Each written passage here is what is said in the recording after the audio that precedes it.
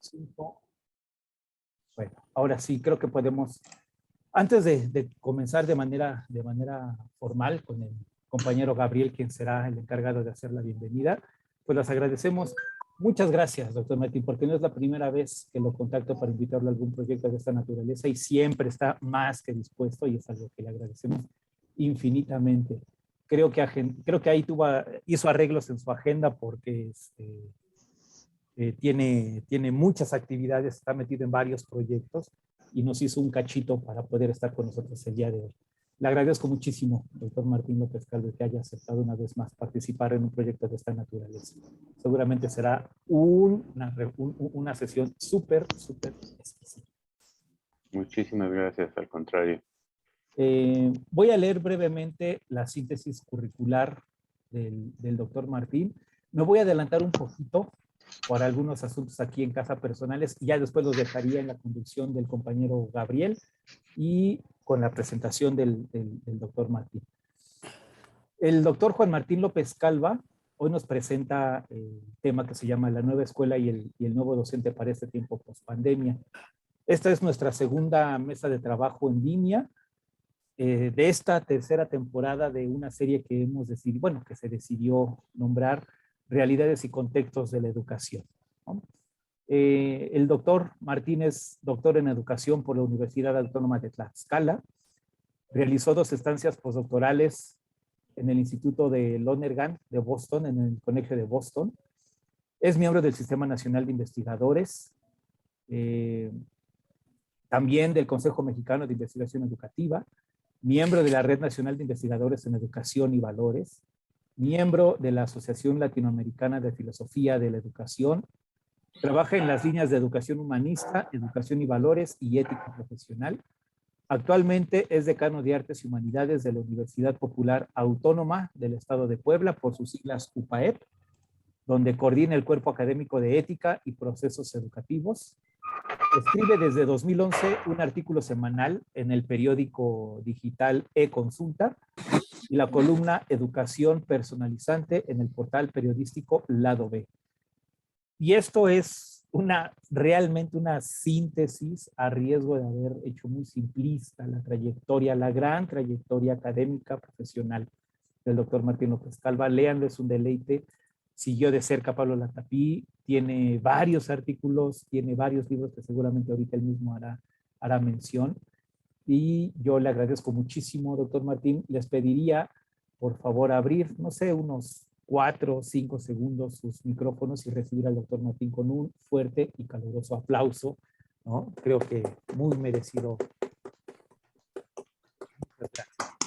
Entonces, yo cedo el uso del micrófono al compañero Gabriel, que ya dará algunas palabras de bienvenida, introducción, y yo estoy aquí muy pendiente para lo que se necesite. Muchísimas gracias y bienvenidos. Muchísimas gracias, querido Omar. Buenas tardes a todos y todas. Bueno, la Red Multidisciplinar sobre Formación y Educación les da la más cordial bienvenida, ya como nos lo anticipó el maestro Omar de la Rosa, y pues muy agradecidos con nuestros hermanos de Bolivia, Ecuador, Brasil, Argentina, Perú, Costa Rica, y bueno, todos los países de Latinoamérica que nos han acompañado. Si se me fue alguno, una disculpa de antemano, son tantos que bueno, mencionarlos a todos me llevaría un tiempo bastante considerable. Un fuerte abrazo a la distancia y reiteramos el agradecimiento por seguirnos constantemente en estas mesas.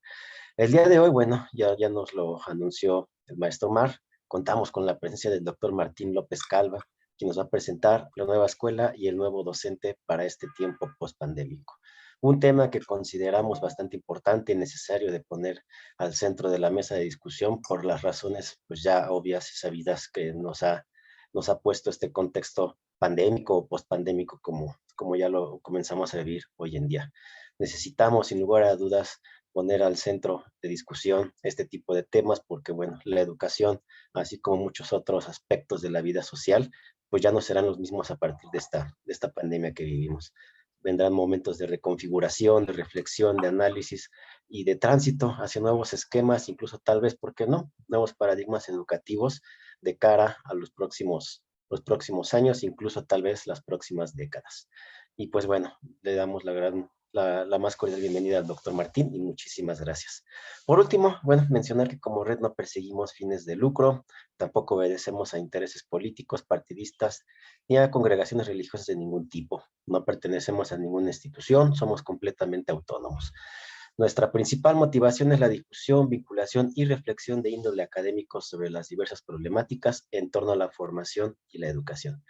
Y bueno, sin más por el momento, le cedemos la palabra al doctor Martín y bueno, lo que él considere necesario, ¿no? Para desarrollar este tema, desarrollar sus reflexiones y sus análisis. Posteriormente, bueno, vamos a pasar a un momento de preguntas y respuestas con todos ustedes. Les vamos a pedir que pues levanten la mano para que en su momento pues les podamos ceder la palabra. También si tuvieran alguna pregunta que quisieran ustedes formular de manera escrita, bueno, lo pueden hacer ahí por medio del chat y ya vamos nosotros tomando apunte de quiénes son y bueno, ir desahogando las dudas y abriendo el espacio para el diálogo con el doctor Martín. Y doctor Martín, muchísimas gracias y quedamos a su escucha. Pues muy buenas tardes, buenas noches en los países donde ya es más noche. En primer lugar, agradezco muchísimo la invitación de mi querido amigo el profesor Omar de la Rosa, también del profesor Gabriel y del profesor Jorge Luis y toda la red interdisciplinaria. Pues la verdad es que es un gusto y un honor para mí que me hayan considerado para pues compartir con ustedes algunas ideas. Voy a poner un tiempo aquí para no pasarme mucho y tratar de que haya un espacio para el diálogo. Les quiero compartir algo que he venido trabajando, pues es un tema que obviamente ha venido emergiendo con pues, la realidad que estamos viviendo de la pandemia, del confinamiento y posteriormente, pues ahora esta reapertura en muchos países de las escuelas y universidades, una reapertura todavía, pues en muchos casos híbrida, parcial o interrumpida todavía por contagios, por esta nueva variante, esta nueva ola. Y pues he venido trabajando este tema, quienes me hayan escuchado en algún otro espacio reciente, pues tal vez les suenen conocidas algunas cosas. También las he escrito algunas de estas partes que van a escuchar pues en mis artículos de opinión y pues he venido como tratando de enriquecer pues estas reflexiones para pues poder ir pensando cada vez mejor esta realidad que nos toca vivir y que pues es inédita, como dice Philippe Mérieux en una conferencia que voy a citar hoy en esta charla. Pues espero que se vea bien las láminas. La idea es hablar pues de la nueva escuela y el nuevo docente para este tiempo, que pues el post pandemia todavía suena un poco ideal, ¿verdad? Porque parece ser que todavía no estamos totalmente, digamos, ya más allá de la pandemia, ¿verdad? Está todavía como en cuestión este asunto. Y pues aquí abajo tienen ustedes los datos de mi correo electrónico, de una página web que tengo con algunas cosas que he compartido. No está muy actualizada, pero espero que puedan encontrar, si les interesa algunas cosas, mi dirección de Twitter y de Facebook por cualquier comunicación posterior. Bueno, yo empezaría hablando de pues esta reciente comisión que se creó por parte de la UNESCO se llama, que se llama la Comisión para los Futuros de la Educación. Parece que el micrófono encendido.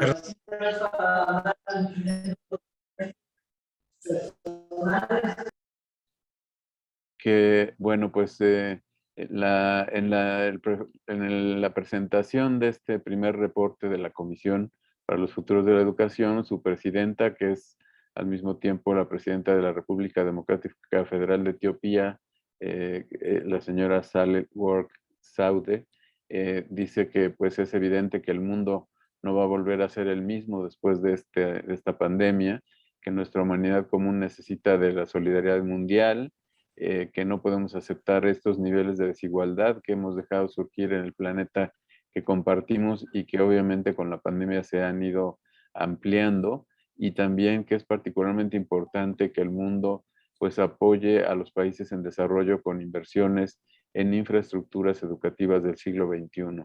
El reporte insiste mucho en esta responsabilidad de los países que tienen más recursos para solidarizarse y para apoyar a los países más desfavorecidos, para tratar de equilibrar la balanza un poco a través de la educación. Hablaré en principio pues de algunos lineamientos que nos pueden dar idea a nivel macro, digamos, de políticas públicas en educación que sugiere esta comisión. La idea, pero que también creo que nos comprometen a nosotros como docentes y como directivos, orientadores, en el papel que juguemos dentro de las instituciones educativas. En primer lugar, son 9 recomendaciones. Comprometerse a fortalecer la educación como bien común. Ellos hablan de que la educación es un baluarte contra las desigualdades y que tendríamos que trabajar desde los gobiernos, pero también hacia las instituciones y los actores individuales en fortalecer esta educación vista como bien común y esta educación que pueda ser un factor real de movilidad social y no un factor que reproduzca las desigualdades. Ampliar, por lo tanto, el derecho, o la definición, perdón, del derecho a la educación, también en las legislaciones de los países, para que aborden la importancia de la conectividad y del acceso al conocimiento y la información a través de las tecnologías. Todos sabemos que las tecnologías lo que hacen también es ampliar estas desigualdades de acceso al conocimiento y a la información, y que pues, los países ricos y los sectores ricos de los países en desarrollo desfavorecidos tienen un acceso a la conectividad y a la información porque pueden tener recursos para pagarlo, pero aquí se propone ampliar esta definición y considerar como parte del derecho a la educación el derecho a la conectividad y al acceso a las tecnologías para tener información y comunicación y conocimiento. Por otro lado, valorar la profesión docente y la colaboración de los maestros. Candy Hargreaves, que también voy a mencionar más adelante, habla de que los maestros deben ser los líderes reales del cambio para enfrentar esta crisis y que debemos revalorar la formación docente, pero hacer una revalorización pues no discursiva, sino en los hechos, ¿no? Que realmente haya condiciones para que los educadores de primera línea puedan tener autonomía y puedan tener flexibilidad para actuar colaborativa y conjuntamente. Por otro lado está promover la participación de los niños y de los jóvenes y sus derechos, hablando de justicia intergeneracional, es decir, que podamos hacer realidad los principios democráticos para obligarnos a dar prioridad a la amplia participación de estudiantes y de los jóvenes en la preparación continua de este cambio social que necesitamos construir todos. Por otro lado está el poner las tecnologías libres y de código abierto a disposición de los docentes y estudiantes. Tiene que ver con el segundo factor, el de incluir como derecho a la educación el acceso a la información y al conocimiento. Proteger los espacios sociales, este punto es muy interesante, que ofrecen las escuelas y las universidades como medidas de transformación de la educación. La escuela, dice en esta Comisión para los Futuros de la Educación de la UNESCO, la escuela tiene que transformarse. No podemos seguir dando las clases como siempre, tendremos que buscar formas diversas, aprendizajes multientorno, formas diferentes de experiencias educativas, pero la escuela como espacio y tiempo independiente de la vida colectiva, como espacio físico, debe también defenderse y tiene un papel importante que jugar, así como otros espacios de aprendizaje. Por otro lado está asegurar la impartición de conocimientos científicos básicos en el plan de estudios. Ustedes saben que es muy importante en nuestros días, ha estado muy de moda, pues al menos en México, pero yo creo que a nivel internacional, esta película famosa de No mires hacia arriba, la idea de cómo el mundo está despreciando, está minusvalorando la ciencia y el conocimiento básico, y creo que esta línea es muy importante, cómo reforzamos la enseñanza de los conocimientos científicos básicos en los planes de estudios de todos los niveles educativos, para volver a valorar ese conocimiento desinteresado y de largo plazo, que va mucho más allá del conocimiento útil, pragmático que nos pide el mundo del mercado globalizado. Proteger la financiación nacional e internacional de la educación pública me parece muy importante y me parece pues prioritario en estos tiempos en los que en algunos países, pues como el nuestro, como México, se están más bien reduciendo los presupuestos educativos todo lo destinado a la formación de los profesores, a su desarrollo y también a la infraestructura escolar, al equipamiento de las escuelas, se está reduciendo dramáticamente, ¿verdad? Por otro lado, fomentar la solidaridad mundial para poner fin a los niveles actuales de desigualdad. Creo que es importante, obviamente esto es a nivel global, entre países, entre gobiernos, pero creo que nosotros tenemos también el compromiso de educar en esta visión planetaria que plantea Edgar Morin, en esta ética del género humano, para poder realmente fomentar esta solidaridad mundial y para que nos pensemos y nos asumamos todos como parte del mismo planeta. La presidenta de Etiopía y de esta comisión internacional dice que pues, la enfermedad, la pandemia de COVID-19 tiene el potencial de reformar radicalmente nuestro mundo, pero obviamente no lo va a hacer automáticamente. No podemos sentarnos pasivamente a observar los acontecimientos y esperar pues, que las cosas cambien solas, ¿no? Ha llegado el momento de entablar un debate público y de afianzar la responsabilidad democrática y de emprender una acción colectiva inteligente. Me parece muy importante subrayar esta parte, colectiva e inteligente. Me parece que esta parte es esencial para pensar de nuevo la educación.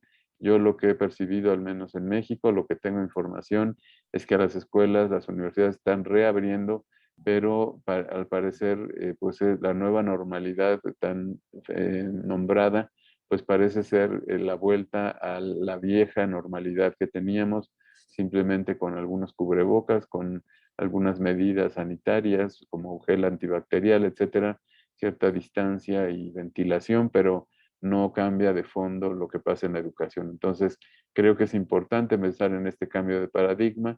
Philippe Mérieux, en la conferencia inaugural del 16º Congreso Nacional de Investigación Educativa en México, que por cierto tuvo como sede mi ciudad, Puebla, pues afirmaba que estamos viviendo una situación absolutamente inédita y que esta situación da testimonio al mismo tiempo de la fragilidad de los seres humanos, que hemos sido conscientes pues de cómo un microorganismo puede poner en jaque todo el sistema sofisticado económico, político, social, cultural, los sistemas de salud, etcétera, y nuestras formas de vida de consumo pues a veces exagerado, de desperdicio de recursos.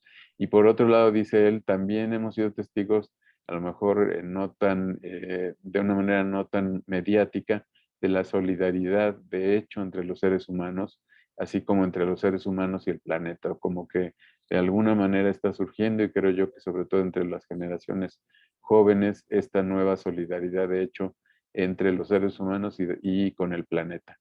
Y estos fenómenos necesariamente interpelan nuestros proyectos y sistemas educativos, pero como bien dice el pedagogo francés, esta interrogación no se puede limitar solo a decir cómo cambiamos los servicios escolares que ofrecemos, sino que se tiene que orientar hacia cuál es la nueva misión de la escuela y de la educación en estos tiempos post pandemia. Necesitamos pensar, como diría también Edgar Morin, en un cambio paradigmático y no solo en un cambio programático. No se trata de un cambio de programa, sino de un cambio de paradigma, ¿verdad? Yo pongo estas dos imágenes para ilustrar, pues que por un lado estamos en un mundo con un desarrollo tecnológico impresionante, pero por otro lado tenemos realidades que están acabando con el planeta, que ponen en riesgo la vida de los seres humanos en el planeta. Pues nos encontramos ante pues, un escenario de desafíos ecológicos. Yo aquí pongo México, pero creo que en muchos países pues, estamos viviendo esta cuestión de la transición todavía muy insuficiente a las energías limpias, la dependencia de combustibles fósiles, la contaminación, la generación de basura, la privatización del agua, etcétera. Necesitamos, por tanto, pues, asumir ese reto, el reto antropológico de cómo formar ciudadanía y cómo capacitar para, formar ciudadanía o capacitar para el mercado, que parece ser que este es el dilema. Le pongo IO porque no necesariamente son excluyentes, ¿verdad? El desafío psicológico porque tenemos un mundo violento, con impunidad, con feminicidios, con exclusión de las grandes mayorías, con lo que la filósofa valenciana de la Cortina llama aporofobia, la fobia a los pobres, el miedo, el rechazo a los pobres, y también con esta normalización del miedo que pues nos está haciendo recibir estudiantes de regreso a la escuela, pues con muchos problemas de corte socioemocional, de salud mental, de salud emocional. Estamos ante un desafío epistemológico también, una carencia de aprendizajes sólidos y significativos, porque no se está enseñando a pensar, sino solo a seguir instrucciones e ideologías, y se está desvalorizando ese conocimiento científico del que hablaba yo al principio. Un desafío ético importantísimo porque estamos en sociedades desmoralizadas en muchos países, sociedades que no tienen como ese deseo de vivir humanamente y de construir, de luchar porque las cosas cambien, que están resignadas a que las cosas pues son como en este sistema injusto, desigual en el que vivimos. La violencia también se ha normalizado, la exclusión, la discriminación, la inequidad de género que sigue prevaleciendo en muchos lugares y que desgraciadamente no se toman las medidas suficientes para acabar con ella. Y lo mismo la presidenta de la Comisión para los Futuros de la Educación habla precisamente de cómo es más probable en estos momentos que la las niñas no regresan a la escuela, hay una mucho mayor probabilidad a que no regresen los niños varones. Entonces, ahí hay una discriminación también por género que es muy importante atender y tiene que ver con un imperativo ético. Por otro lado, también una situación sociopolítica de crisis, de desigualdad y pobreza, de mucha polarización social, de violencia social, de corrupción, de degradación de la política, de crisis de las democracias tradicionales. En lo tecnológico, pues la desigualdad de acceso a las tecnologías de la que ya se hablaba al principio, y la desigualdad también en esta alfabetización tecnológica, tanto en docentes como en estudiantes.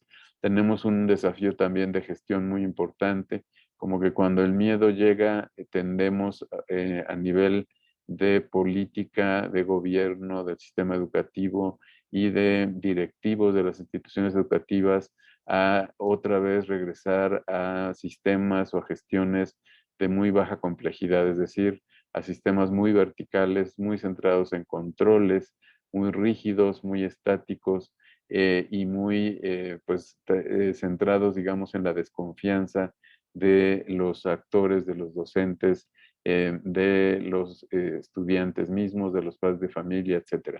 Entonces necesitamos asumir todas estas crisis y yo veo ahí tres grandes, pues como posibles respuestas que están pues simultáneamente presentes. Por un lado, la mediática, la respuesta mediática que yo le pongo aquí como en la película, no miren hacia arriba. La segunda es la del cambio programático, es dar simplemente una respuesta técnica. Y la tercera es la del cambio paradigmático que necesitamos, que es la respuesta ecológica. Pues la respuesta mediática pues se concreta en infoxicación, en esta intoxicación de información que vivimos, en infodemia, la nueva enfermedad, la nueva pandemia también de las redes sociales en las que estamos todos los días recibiendo más y más y más información, y eso hace que se vayan trivializando los problemas, banalizando la vida, normalizando las estructuras injustas, que vivamos en esta civilización del espectáculo, que vivamos en esta civilización en la que, como diría el grupo argentino Lelutier, el que piensa pierde, ¿verdad? Es estar simplemente reaccionando a información, pero no reaccionando de una manera crítica, tomando distancia, comprendiendo, asimilando, siendo críticos y evaluando las mejores respuestas. Por otro lado está la respuesta técnica. La respuesta técnica, pues yo la veo más bien como en términos de, pues si hay un problema ecológico, vamos a dar educación ambiental. Si hay un problema antropológico, pues vamos a darles un poco de formación humana a los alumnos, proyectos de vida que sean capaces de plantearse. Si hay un problema psicológico, pues vamos a prevenir, a contener, a canalizar, a atender profesionalmente a los estudiantes, a meter habilidades socioemocionales en el currículo. Si hay un problema del conocimiento, pues vayamos a respuestas más bien metodológicas, aprendizajes basados en retos, en proyectos, gamificación o ludificación del aprendizaje, uso de las tecnologías para hacer más activo el aprendizaje, etcétera. Si hay un desafío ético, pues más bien lo que predomina ahora es la respuesta de educación del carácter, ¿verdad? Una respuesta más bien neoconservadora de volver a formar virtudes, que pues creo yo que no es tan pertinente para la complejidad del mundo actual, o meter materias de valores, de razonamiento moral en los currículos, o la educación socioemocional.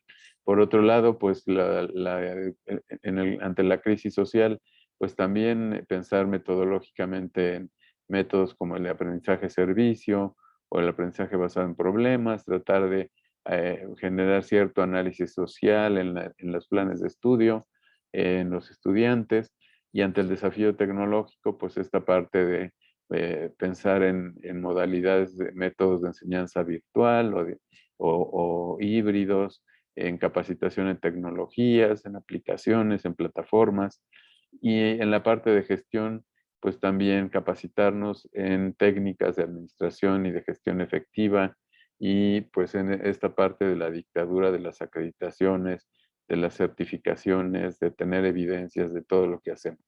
Yo creo que hay unos fundamentos ahí que parten de la idea de que la escuela es central y la universidad es central, y que educar es escolarizar. Esto no lo digo yo, lo tomo del doctor César Coll, de una conferencia que escuché por allí en línea, y de algunas veces que lo he tenido la oportunidad de escuchar cuando viene a México. El pensar que educar es escolarizar y que el centro de la educación es la escuela o la universidad. Entonces, todas las demás instancias sociales tienen que colaborar con la escuela, pero sigue siendo la escuela el centro. Tienen que adaptarse, la escuela tiene que adaptarse responsivamente al contexto, es decir, qué es lo que pide la sociedad o la empresa, y nosotros entonces lo damos. Hay una respuesta limitada a lo curricular y a una especie de pedagogismo que sobre todo en las universidades está muy de moda. Casi queremos volver pedagogos a los profesores de todas las disciplinas, y se dan respuestas como muy puntuales, disciplinares, a problemas sistémicos que son complejos. Hace muchos años le escuché a José María Mardones decir: la realidad tiene problemas complejos, las universidades tenemos facultades o departamentos, ¿no? que dividen las realidades. Bueno, un poco lo que dice Augusto Hortal, la idea de que cada vez que algo no funciona en la sociedad, se pretende que sea la escuela la que lo haga funcionar. Si hay desigualdades sociales, pues una educación compensatoria. Si hay tráfico, educación vial. Si el problema es el medio ambiente, educación ambiental. Si hay problemas en cuestiones de sexualidad, pues educación sexual. Si hay problemas de convivencia, de violencia, pues entonces educación para la paz, educación para la ciudadanía. Pero como dice el mismo Augusto Hortal, la escuela no puede suplir a la familia ni las carencias sociales. Él hace un símil con este dicho de la Universidad de Salamanca y dice: lo que la familia no da, lo que la sociedad no da, la escuela no lo puede prestar. Y entonces, pues en esa misma línea, el doctor César Coll dice: actualmente la educación no la da solo la escuela, y en muchos casos la que menos la da es la escuela, sino que es la sociedad toda, y por ello hay que mirar desde una nueva ecología el tema educativo.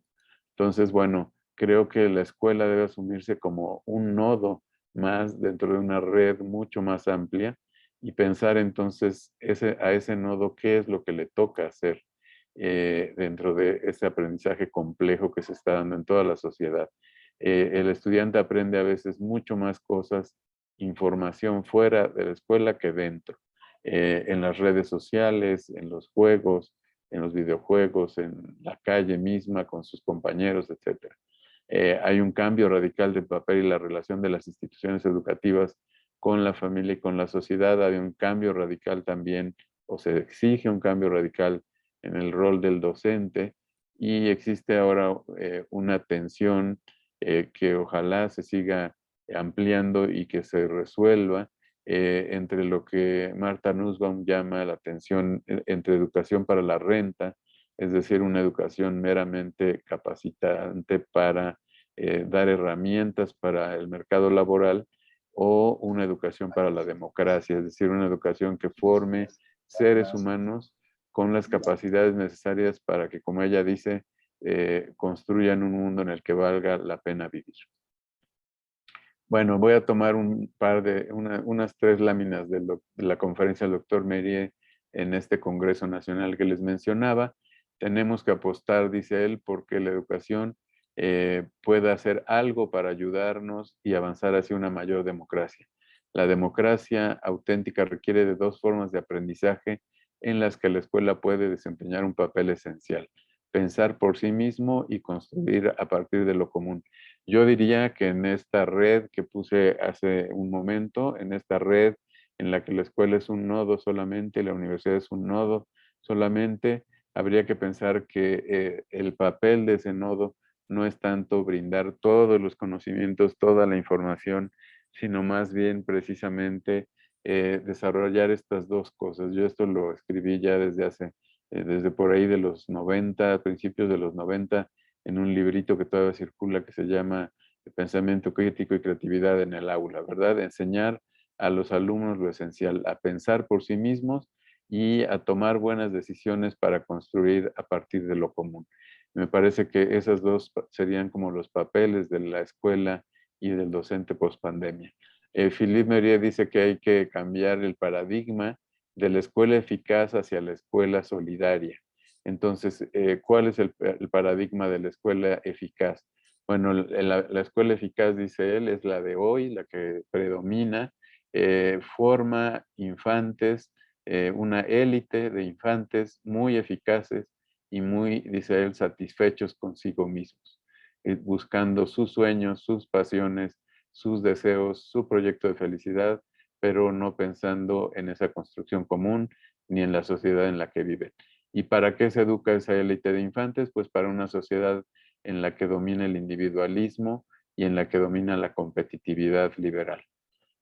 Pues ese paradigma es el paradigma de una escuela que forma en las capacidades adaptativas al servicio del éxito individual, y en ese sentido los conocimientos más valorados pues son los que de tipo cuantitativo, los que se pueden medir por pruebas estandarizadas, los datos fehacientes del método experimental, las teorías del desarrollo personal, y diría Martha Nussbaum, pues todo lo que habilita para la empleabilidad, es decir, las capacidades de manejo de tecnología, de idiomas, de matemáticas, etcétera, pero se deja fuera toda la parte de artes y humanidades que no sirve para nada, entre comillas, ¿no? Como dice Martha Nussbaum, pues sirve solamente para construir una escuela en la que valga la pena vivir. Bueno, ¿qué instituciones y métodos son empleados? Pues son una escuela eficaz, es homogeneizante, la homogeneización en el aula, la evaluación cuantitativa individual y la externalización de las dificultades fuera del aula, ¿verdad? Apoyos, carreras técnicas que van haciendo que se absorba a los que se va excluyendo del sistema por considerar que no se adaptan. Ahora, ¿cuál es el paradigma de la escuela solidaria? Bueno, pues Mérier dice que es totalmente distinta. Es una escuela que forma para una sociedad justa, democrática y preocupada por el bien común, y entonces forma infantes, niños capaces de resistir a la pulsión y de pensar por sí mismos para una sociedad preocupada por la construcción democrática del bien común. Esta es una lámina tal cual de él y son sus términos. ¿Qué conocimientos pueden ser valorados e implicados? Pues una visión antropológica de la educación, una aproximación fenomenológica al sujeto, ciertas teorías del desarrollo de psicología cultural y el análisis institucional. ¿Qué instituciones y métodos se necesitan para este cambio de paradigma? Pues hacer de la escuela un espacio de ralentización. Precisamente en mi artículo de hoy habla de educación lenta, ¿verdad? Un espacio de ralentización donde se aprenda despacio al ritmo en el que el alumno va asimilando lo esencial. ¿Qué es lo esencial? Pensar.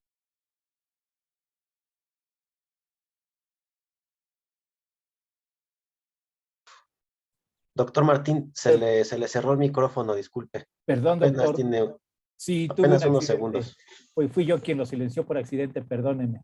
Vi micrófonos prendidos y por accidente cerré el suyo. Perdóneme usted. Ok, ahí ya me Adelante. escuchan.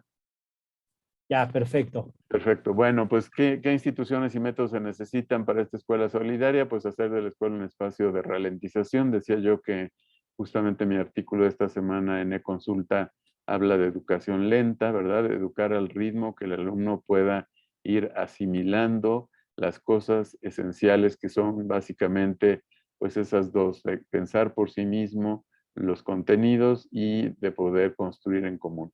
Poner en marcha dispositivos de atención al aprendizaje, instituir una evaluación que exija una pedagogía de las obras maestras, es decir, tratar de sacar lo mejor de cada uno de los niños, de su creatividad, vivir los cuestionamientos en el origen de los saberes y construir colectivos y una pedagogía de la ayuda mutua y de la cooperación que podría empezar desde los docentes, ¿verdad? Si gestionamos la escuela como un espacio en el que hay comunidades profesionales de aprendizaje entre los profesores.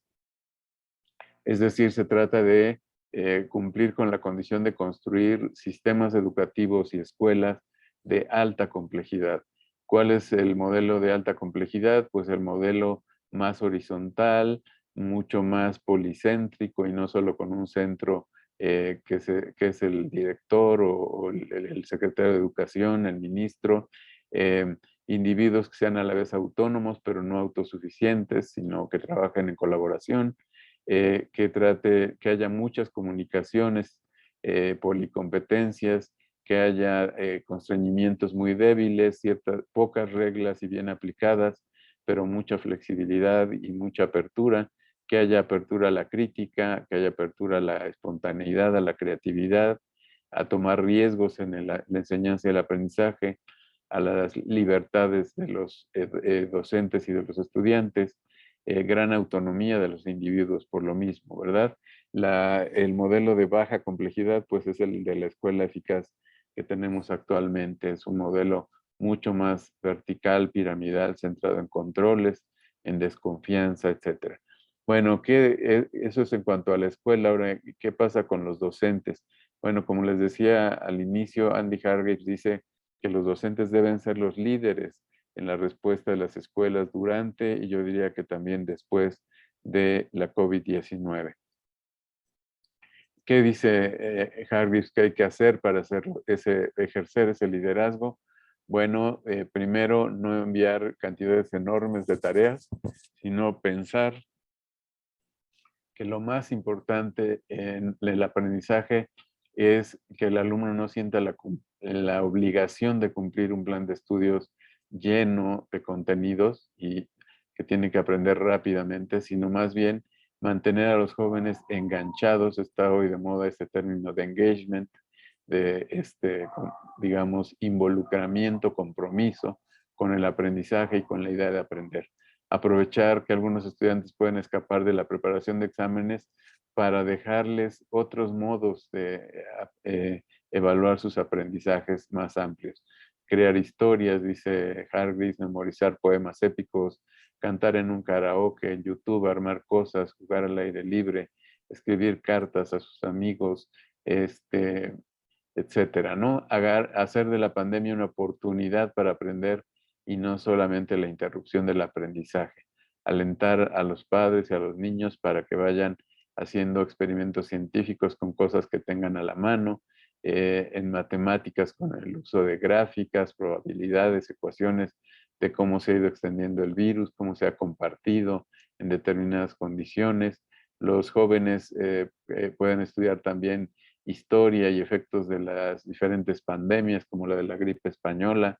En geografía se pueden mirar patrones del COVID-19 y cómo se extiende a nivel mundial, crear algunas hipótesis que los puedan explicar. En la política también se puede estudiar como patrones en cómo los gobiernos han respondido, cuáles han sido sus medidas para combatir esta pandemia y qué tanto éxito han tenido, etcétera, etcétera. Entonces, aprovechar la oportunidad que tenemos de esta situación para aprender de ella.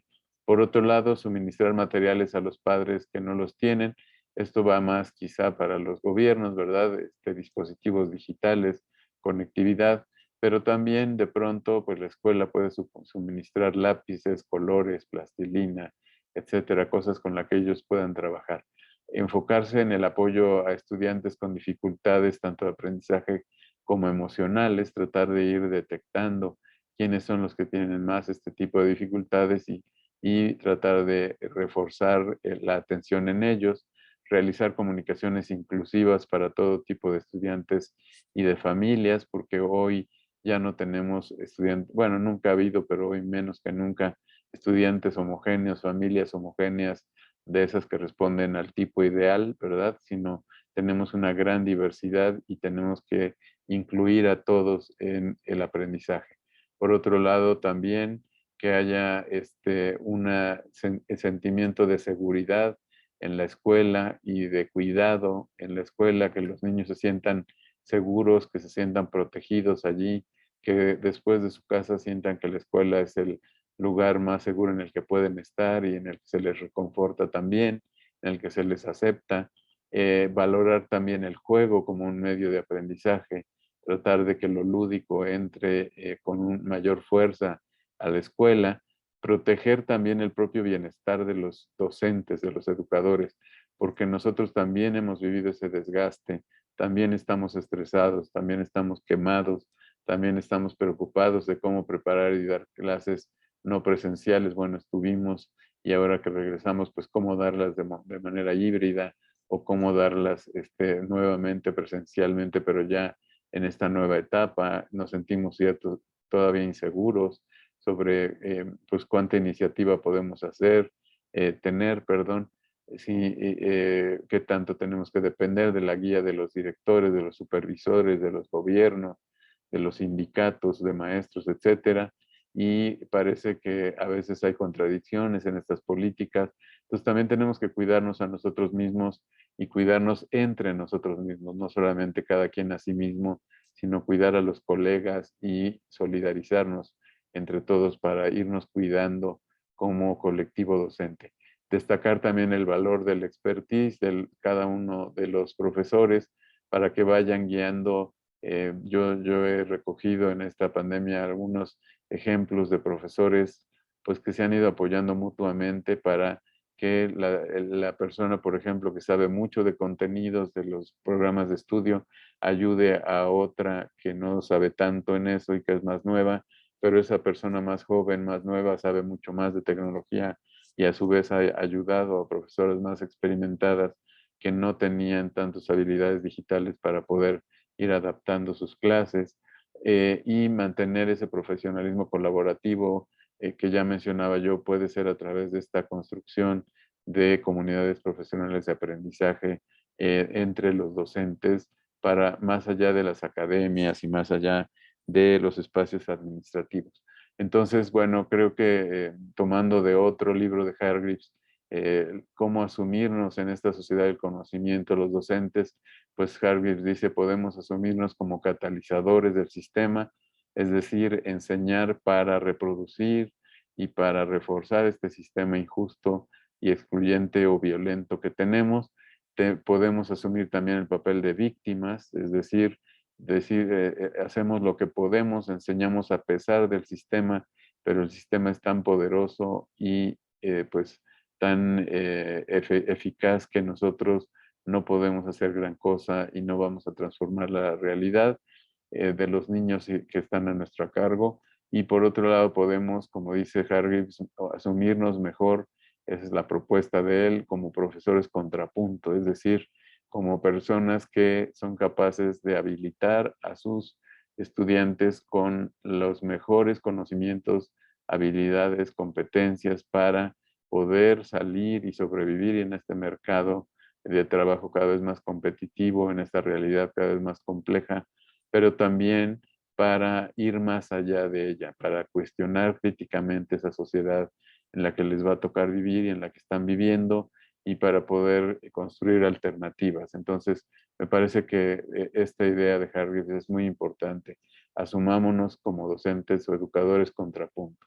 ¿Cuál es la misión del educador en la escuela solidaria? Dice Meirier.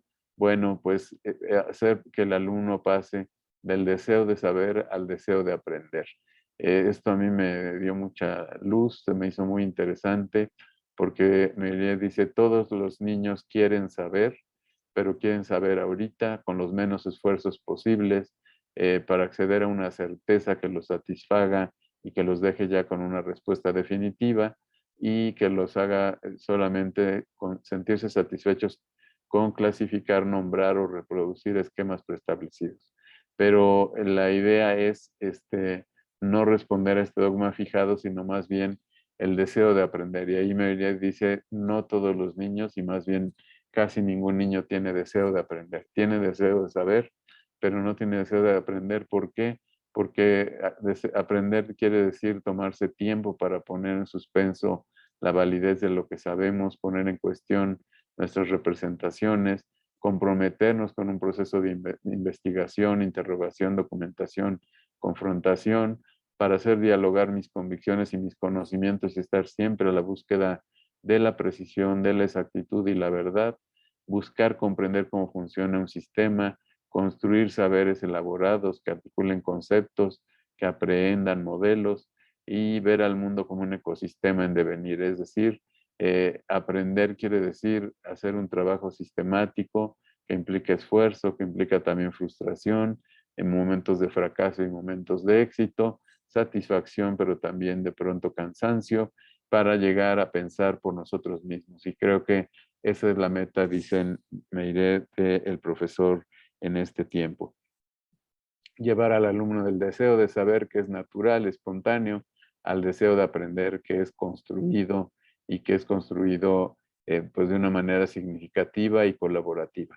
Bueno, para eso yo creo que se necesita un método para construir la nueva escuela y las nuevas prácticas docentes para la nueva realidad. Perdón por los errores ahí ortotipográficos. Bueno, la propuesta de la noción de método, bueno, no estoy proponiendo una receta, un conjunto prescrito de actividades o de pasos que deben seguirse de forma crítica, ¿verdad? No les voy a decir para responder como docentes en esta nueva realidad hay que hacer paso 1, 2, 3, 4, sino más bien pensar en el método como Bernard Lonergan lo propone, como un elemento heurístico, un elemento de búsqueda, de descubrimiento, que siempre es un desconocido conocido, que siempre estamos en búsqueda de él. Morán, al inicio de sus 6 volúmenes del método, dice, no voy a darles el método, salgo en busca del método. ¿Qué es el método según Lonergan? Pues es un conjunto de operaciones recurrentes y relacionadas entre sí que producen resultados acumulativos y progresivos, en este caso de aprendizajes, de pasos hacia el cambio paradigmático. Y en ese sentido, cada maestro tiene que ir analizando y construyendo y reconstruyendo su propio método. Y yo propongo 3 preguntas clave, las he propuesto en varias publicaciones, para ir construyendo ese método. Una, preguntarnos qué es lo que hacemos cuando educamos. Es decir, una pregunta operativa. ¿Cómo le hago cuando digo que enseño o que estoy facilitando el aprendizaje? ¿Qué hago cuando educo? Ahí se pueden hacer descripciones, tablas, diagramas de flujo. ¿Cuáles son las operaciones que conforman mi práctica? Segundo, ¿qué obtengo cuando hago eso? Se puede hacer un listado, una pregunta evaluativa, ¿verdad? La primera es una pregunta operativa, la segunda es una pregunta evaluativa. Perdón otra vez por la falta de la U. ¿Qué obtengo cuando hago eso? Es decir, ¿con qué características, qué valor aporto yo a mis estudiantes? ¿Con qué se van después de un ciclo escolar trabajando conmigo o de una asignatura trabajada conmigo? Y el tercero es una pregunta crítica. ¿Por qué a eso que hago y obtengo le puedo llamar educación y no de otro modo? Le puedo llamar a lo que hago capacitación, le puedo llamar indoctrinación, le puedo llamar instrucción. Híjole, se me fueron muchas letras, perdonen. Pero puede ser que no le pueda yo llamar educación, es decir, qué características debe tener lo que hago y el resultado que obtengo para poder ser llamado realmente educación, en el sentido más integral, más amplio y más significativo del término. Me parecen tres preguntas muy importantes. Y bueno, esto ya me lo ha escuchado Omar en otro espacio al que me hizo favor de invitar. Lo voy a decir muy sintéticamente porque ya según mi tiempo me quedan 7 minutos y medio escasos, pero creo que el método tiene dos vectores.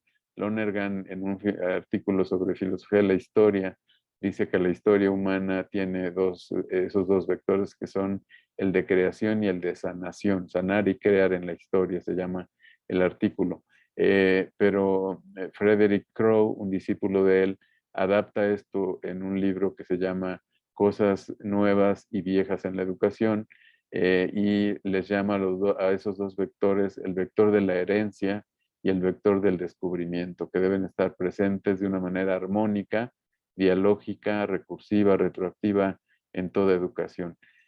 El primer vector es ascendente, es decir, crear. Necesitamos fomentar la creatividad y la innovación de nuestros educandos y, como dice el mismo Lonergan, el nuevo sistema que necesitamos para nuestra supervivencia colectiva como humanidad aún no existe, y cuando nuestra supervivencia misma requiere un sistema que no existe, pues es claro que es el momento de crear.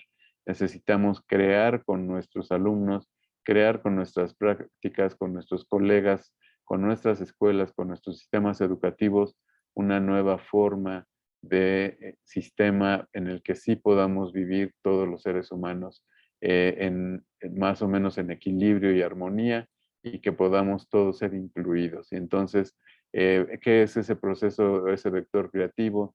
Es un dinamismo que consiste en una serie continua, sistemática, progresiva y acumulativa de actos de comprensión o de intelección, de insights, dice Lonergan. No son conceptos, son actos de intelección, actos de comprensión de la realidad, de captación de realidad, en el caso de la reflexión crítica, y estos pueden ser ambiguos, heurísticos, apuntar a posibilidades no específicas, altamente deseables como libertad, justicia, paz, igualdad, pero no nos dicen necesariamente cómo implementarlos en situaciones concretas. Entonces necesitamos ir usando nuevas formas de generar esos insights para ver cómo los vamos aplicando o instrumentando, ¿verdad? El proceso acumulativo de actos de comprensión no se desprende de la concreción de cada acto de comprensión, no es una secuencia de abstracciones, sino es algo que nos mueve a manejar con destreza todas las eventualidades y las complicaciones de una situación concreta.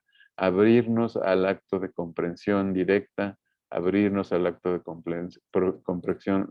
comprensión reflexiva para conocer las realidades y para ir creando ese nuevo sistema educativo, esa nueva forma de funcionar en el aula que necesitamos después de esta pandemia y de lo que aprendimos de ella.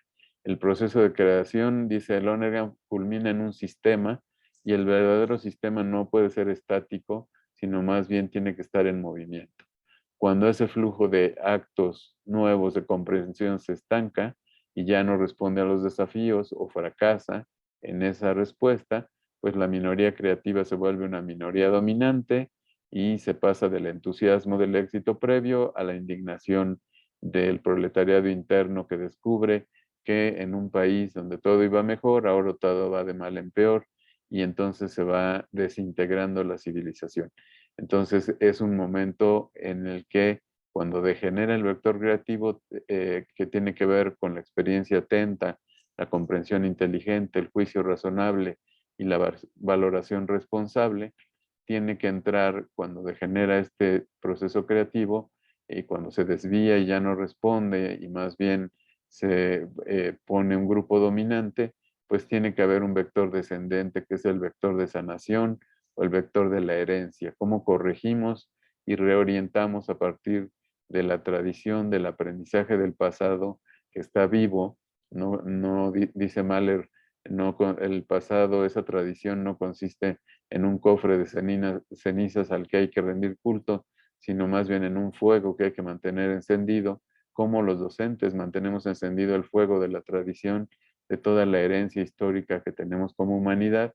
Y dice Lonergan, pues este vector es cuando el desarrollo humano se da de arriba hacia abajo, es decir, existe una transformación del enamoramiento, del amor familiar, del amor humano hacia los de la propia tribu, de la propia ciudad, del propio país, de nuestra propia escuela, de nuestra propia aula, y el amor finalmente a la humanidad, allá donde el odio no ve más que el mal, el amor descubre ciertos valores y pide una adhesión que se viva con alegría. Entonces, en ese momento podemos ir corrigiendo esas desviaciones a partir de pues este amar a nuestros educandos, de este amar al mundo, de este amar a nuestra escuela, de este amar a la educación. Allá donde el odio gira en círculos viciosos, cada vez más estrechos, el amor rompe las cadenas de los determinismos psicológicos y sociales con la convicción de la fe y el poder de la esperanza en que las cosas pueden cambiar. Entonces necesitamos también un vector curativo, sanador, o de herencia que se pueda realmente poder corregir esos sesgos o desviaciones de la conciencia. Esas desviaciones del proceso creativo ocurren también en la búsqueda de un sistema educativo que responda realmente a las necesidades formativas de los seres humanos de este cambio de época, y por eso se requiere del vector sanador o de curación, ¿no? El vector que va desde arriba, desde el amor, hacia los valores, la valoración, hacia la inteligencia y la crítica, y después de ahí hacia la aplicación práctica de otras formas de vida. Como dice Lonergan, perdón, donde el odio refuerza las desviaciones del proceso creativo, el amor las disuelve, y entonces va regenerando ese proceso creativo. Y entonces tenemos también que tener ese vector descendente que va desde las decisiones responsables hacia un discurso razonable, a propuestas inteligentes y a una operación eficiente para poder transformar las realidades.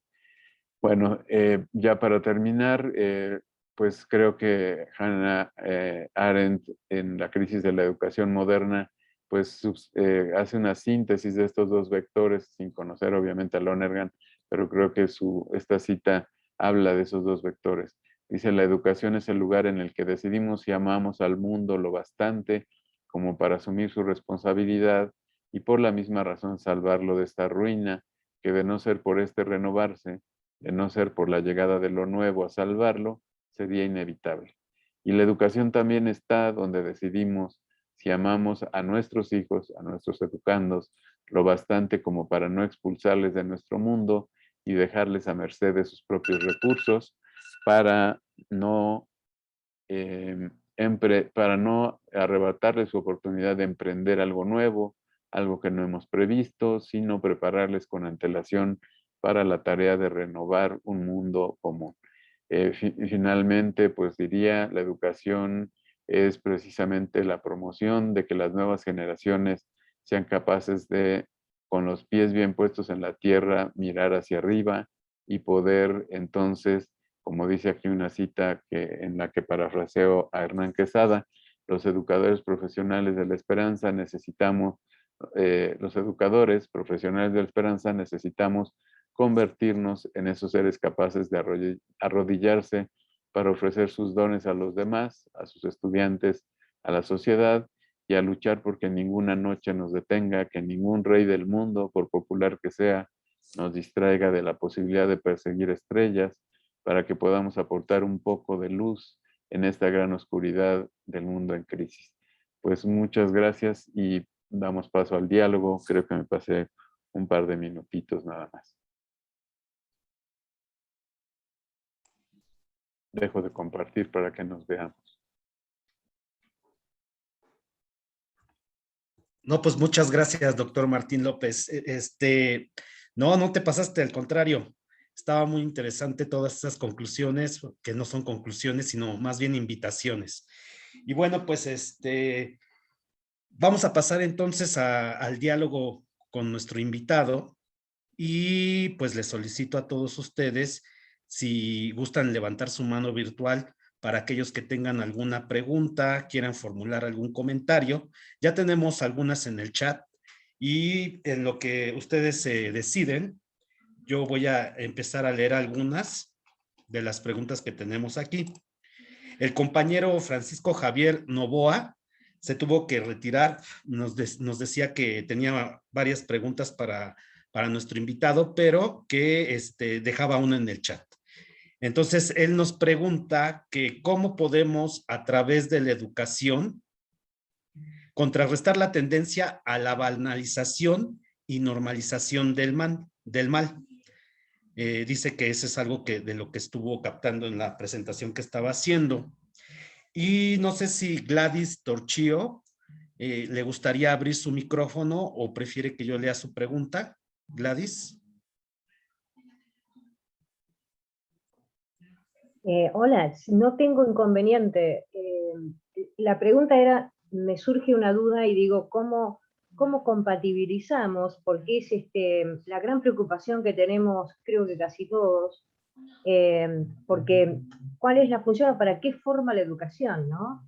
La educación, si forma para el mercado, es un poco lo que lo escuché al profesor también decirlo en un momento, si la educación forma para el mercado y para la empresa, ¿cómo compatibilizamos toda nuestra otra creencia, ¿no?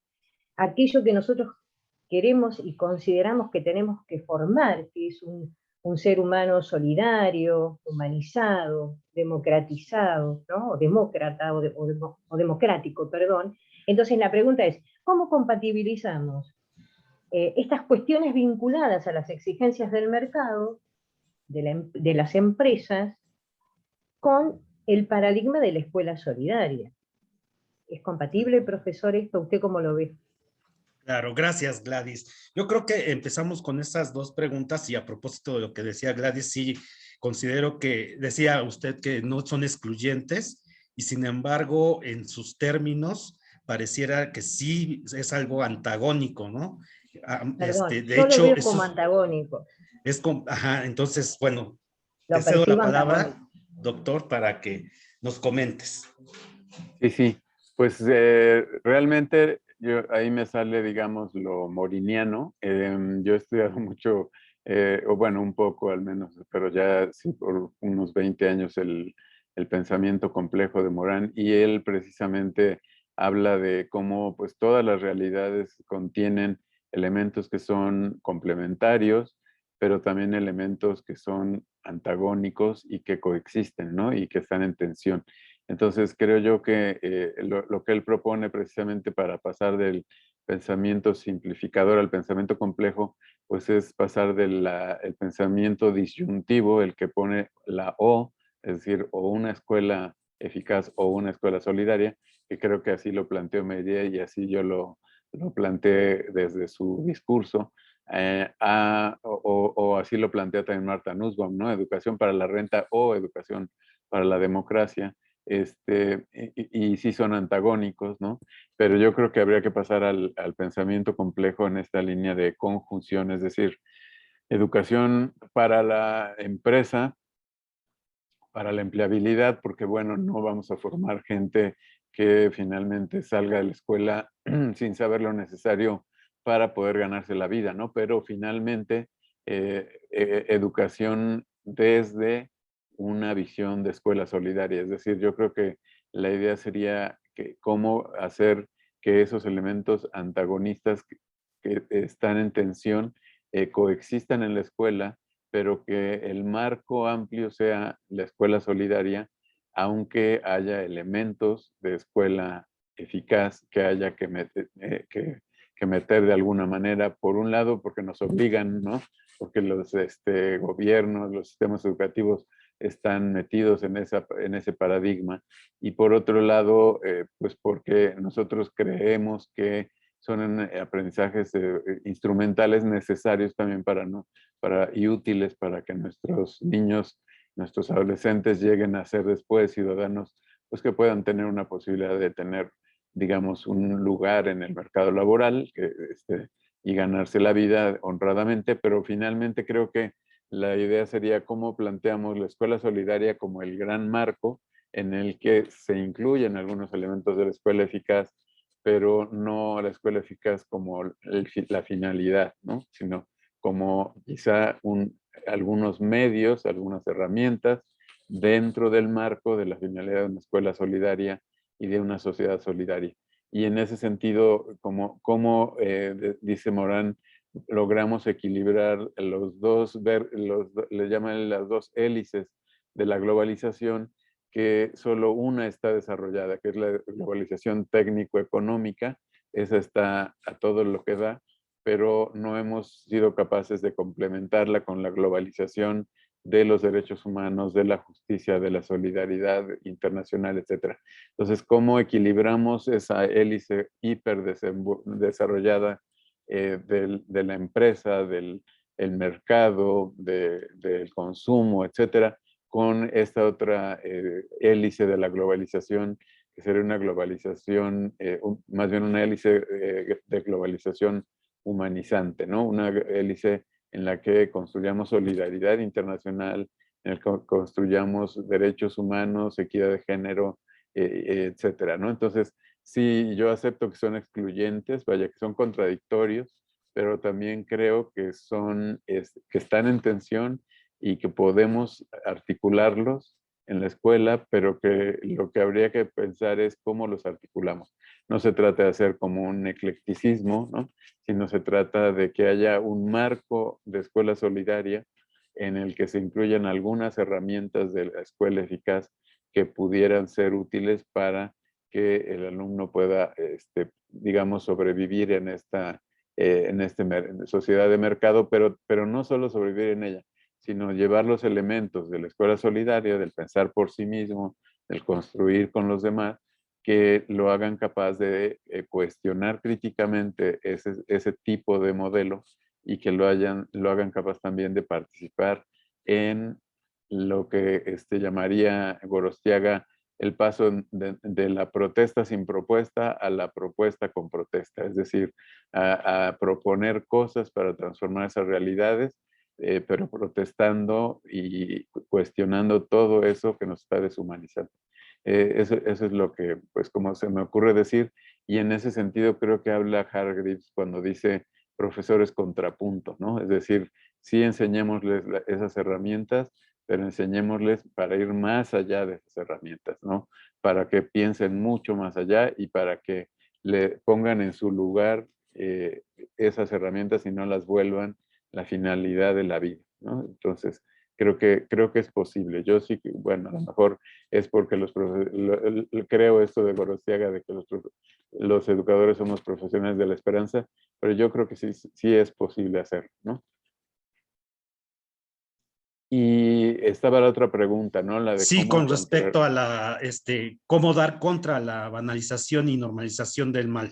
Del mal. Pues mira, yo veo que ahí habría que reforzar, y llevo agua a mi molino porque mi línea de investigación es la ética y los valores en la educación, reforzar esa educación ética, educación en valores en las escuelas y en las universidades. Pero yo creo que no desde la respuesta que yo llamaba técnica, es decir, vamos a Exacto. meter una materia de ética profesional al final de la carrera, Sí, claro. y les damos ahí una deontología, o en la primaria pues les damos una educación cívica y ética en la que pues, les enseñamos leyes, les enseñamos valores y como si fueran contenidos, ¿no? Más bien yo hablo pues como de una educación de la libertad en el sentido de que vayamos educando desde matemáticas, física, historia, todas las materias transversalmente la libertad del educando para que lo capacitemos para pensar por sí mismo y para tomar sus propias decisiones, para descubrirse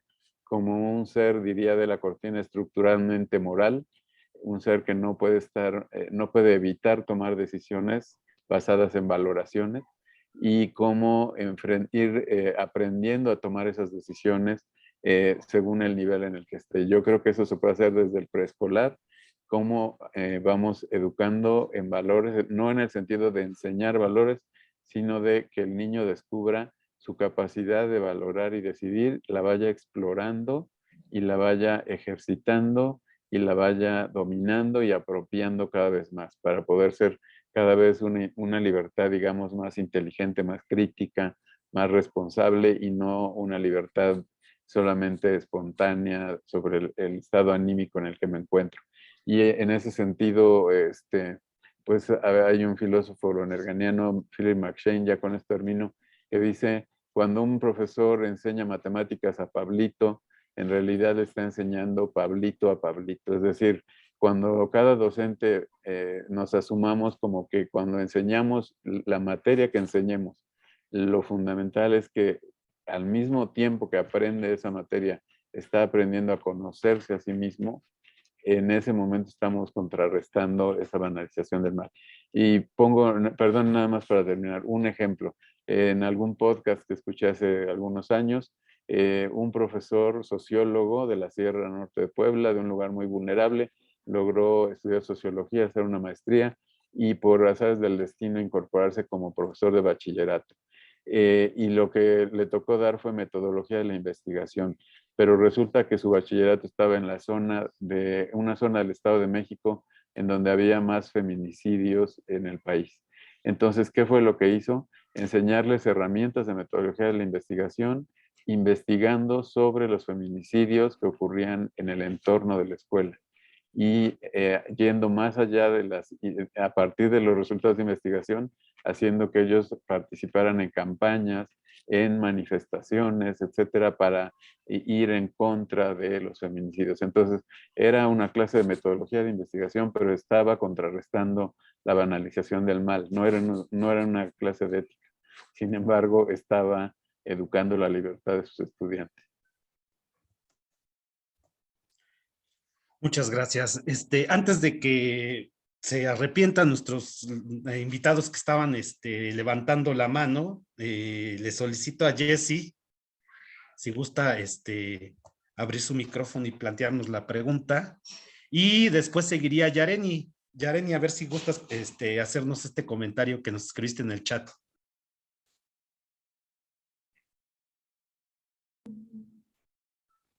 Hola, doctor, buenas tardes. Hola, ¿qué tal, Jessy? Primero, mi felicitación, por ahí alguna vez ya estuvimos en contacto, igual saludos al maestro Mar. Bueno, básicamente, digamos que la pregunta va hacia esa parte de vencer el sistema, ¿no? Y de vencer la resistencia docente también. Si bien nosotros los docentes podemos hacer el cambio en el paradigma educativo, nos quejamos de pronto, ¿no? De este actuar de de los alumnos, de pronto los estudiantes así me pasó hoy, por ejemplo, en una clase me dice la chica, maestro, ya acabó su clase, ¿sale? Entonces, estamos en modelo híbrido, estamos en esta situación de que va a la mitad del salón una semana, la siguiente mitad la otra, y pues es lógico que hagamos comparaciones y así, ¿no? Pero también observas a tu alrededor, a tus compañeros y dices, ¿cómo es posible que lleve 30 años ejerciendo de tal manera? ¿Cómo es posible que la clase del docente es buscar un video en YouTube y hagan un resumen, ¿no? Otra situación, ¿no? Poner la diapositiva y esa es la clase, ¿no? Entonces, mucho de esto tiene que ver con ello, ¿no? Con la resistencia del docente. La segunda, pues, es que es el exceso de carga administrativa por parte de nosotros los docentes, ¿no? Haces un proyecto interdisciplinario y tienes que entregar un chorronal de evidencias de que estás haciendo tu trabajo. Hablamos, por ejemplo, de la evaluación. La próxima semana en mi plantel es evaluación y todos los maestros estamos así centrados en el entregable, más que en cómo vas a evaluar a tus chicos, ¿no? Entonces, pues si bien por un lado es con los jóvenes, con tus alumnos, pero por otro lado también pues esa resistencia. Actualmente estoy haciendo una propuesta de intervención docente y me hacían la misma pregunta ahora que presenté avance de tesis. Ajá, ¿y cómo vas a vencer esta resistencia docente? Entonces yo les decía, en mi propuesta lo que hago es ahorrar mucho tiempo administrativo, ¿no? Y yo creo que eso es como una parte fundamental para que nosotros también busquemos nuevas alternativas de esas clases, ¿no? De salir de las aulas, de generar nuevos conocimientos a partir, pues, como en el kinder, con plastilina, con dibujos. Entonces, o sea, yo vuelvo a ver a otros docentes y piden 10 entregables en un parcial de un mes, donde para 8 o 10 clases máximo que tú los ves en un parcial, 10 entregables a mí me parece exagerado, ¿no? Pero también digo, yo pido 3 y de 3 me entregan 1, si bien me va. Entonces, yo creo que es de ambos, ¿no? De parte de los chicos, pero también mucho parte de los docentes. Sí, totalmente de acuerdo con el comentario. Yo creo que el mismo Andy Hargreaves dice, habla en este libro de la docencia en los tiempos de la sociedad de la información, se me olvidó el título, perdón, específicamente, pero es por ahí va el nombre. Lo pueden encontrar en línea, creo que ya está gratuito. Bueno, él dice que tenemos que...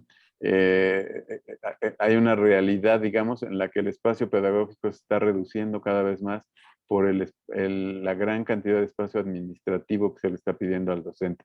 Y creo que esa parte sí necesitamos irla trabajando y, por ejemplo, una propuesta como la que menciona nuestra Jessie, de decir, mira, yo te puedo convencer de que mi proyecto está muy padre porque te va a reducir tiempo administrativo y te va a dar más tiempo para lo pedagógico. Creo que es muy, muy importante.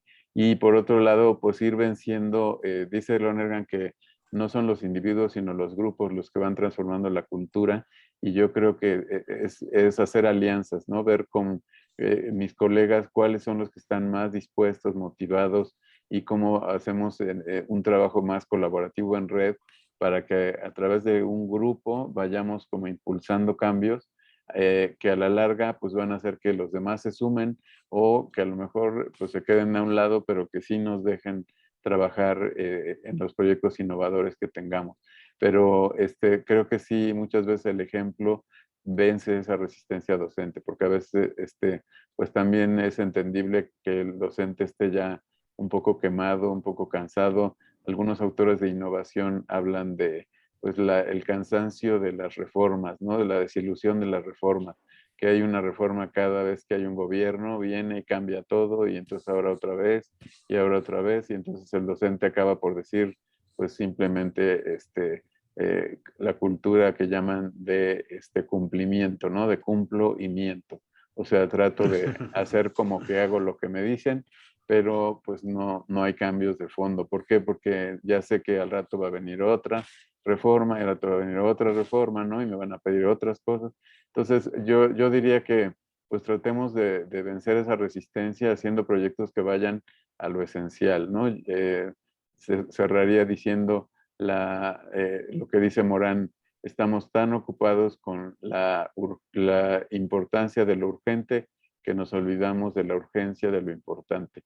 Entonces yo diría que nos centremos en la urgencia de lo importante y que le demos a lo urgente, que es de la gestión, pues el tiempo que requiera hacerlo de la manera más sencilla y más simple como para poder cumplir con los requisitos, pero que lo pedagógico sea lo fundamental.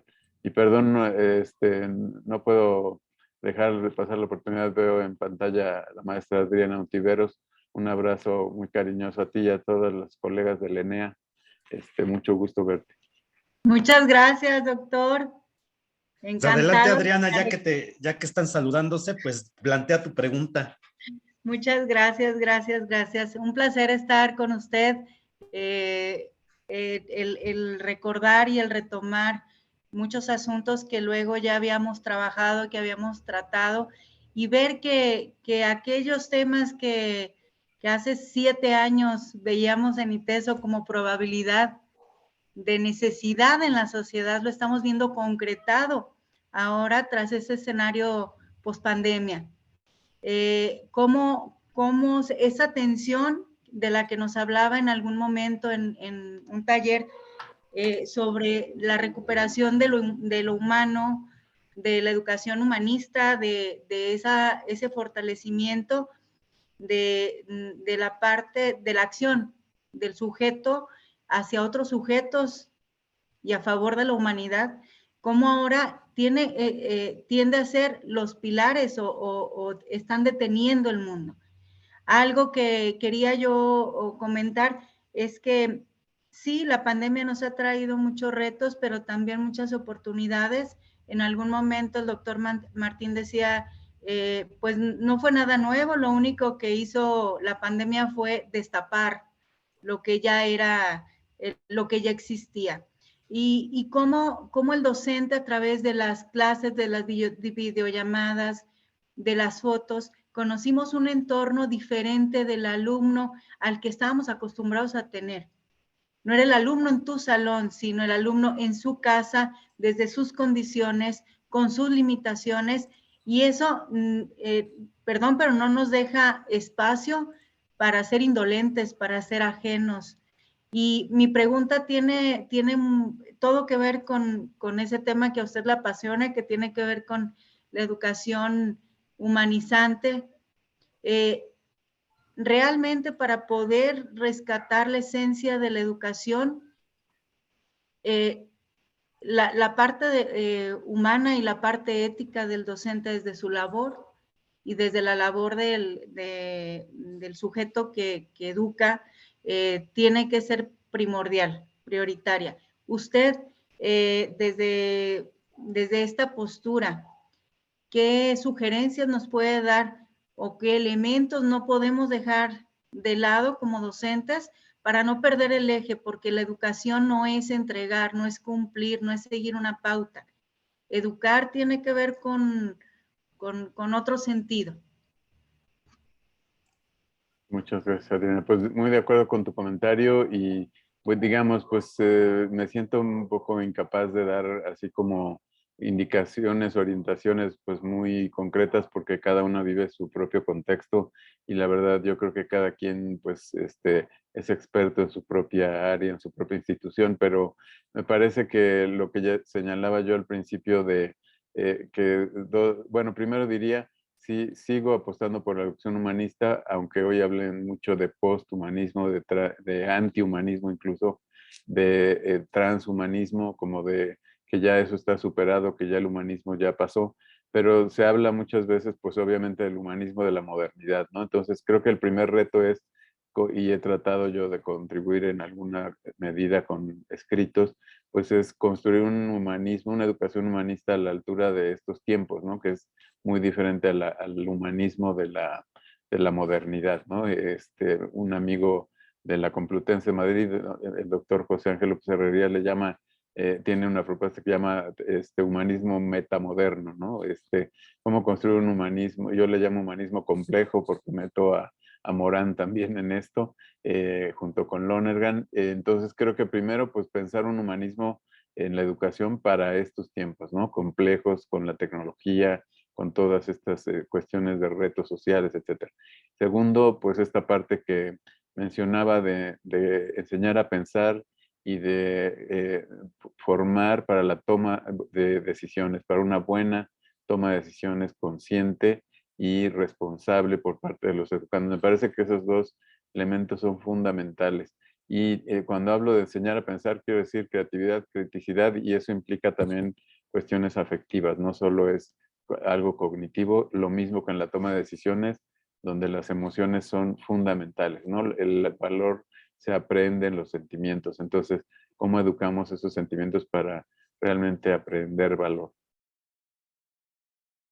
Y pues, nuevo saludo. Muchas gracias. Y bueno, Yareni estaba, creo, ¿no? Decías. Sí, también Yareni tenía aquí un comentario y quería que nos comentar un poco más sobre esto que habla de los que serán cuadernos pedagógicos, me parece que puso ahí en francés. Y a ver si gustas abrir tu micrófono para explicarnos para los que no conocemos esos cuadernos pedagógicos. Gracias, Jorge.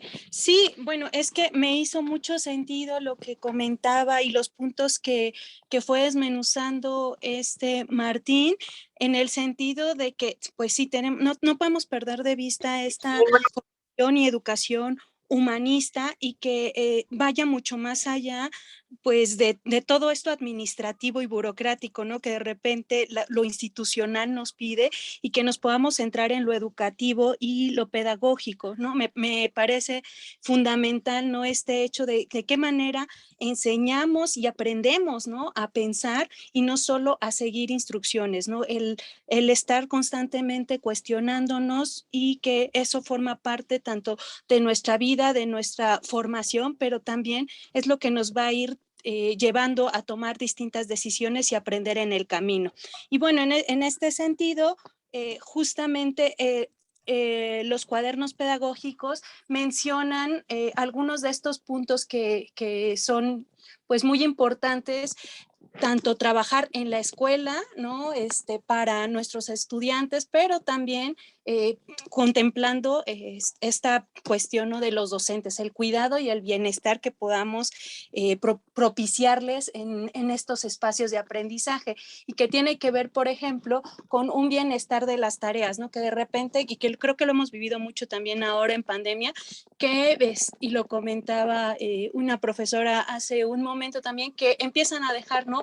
1000 tareas, 1000 actividades y demás, y eso se va, ¿no? A la casa, a la tarde, donde podrían estar ocupándose de otra cosa, estar interactuando con la familia, practicar, ¿no? Otro tipo de actividades, quizá más en el sentido de metacognición y no tanto de el hacer por hacer, ¿no?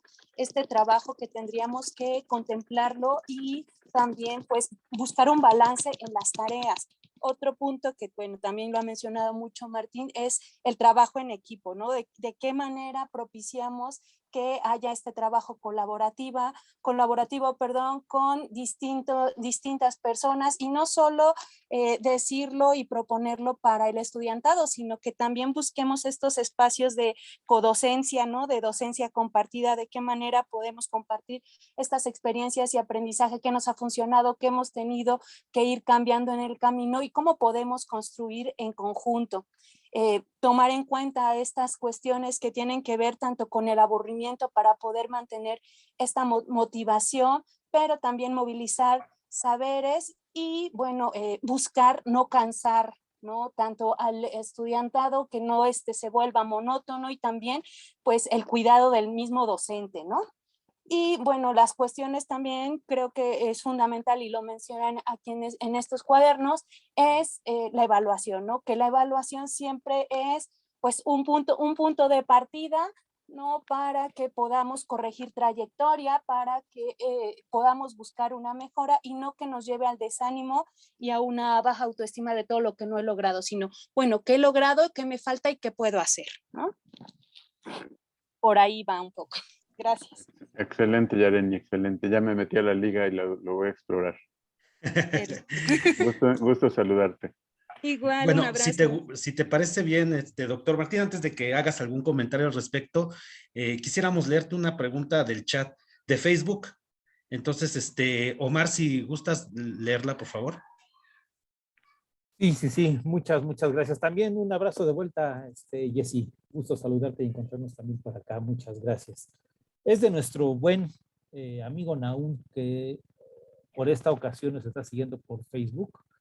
Y bueno, primero saludos a David Amado Sánchez, que también nos sigue por acá y lo manda muchas felicidades, doctor Martín, de David Amado, lo manda a felicitar. Muchas gracias. Profe Jesús Escamilla, un profe muy querido por nosotros, admirado, respetado por nosotros, también le manda muchos saludos. Naum Vera es el que le manda saludos y Sol también le manda saludos. Aquí está la pregunta de Naum. Es una pregunta extensa, así que iré lento para no alterar, intentar una dicción concreta y no alterar el sentido de la pregunta que le digo que es amplia.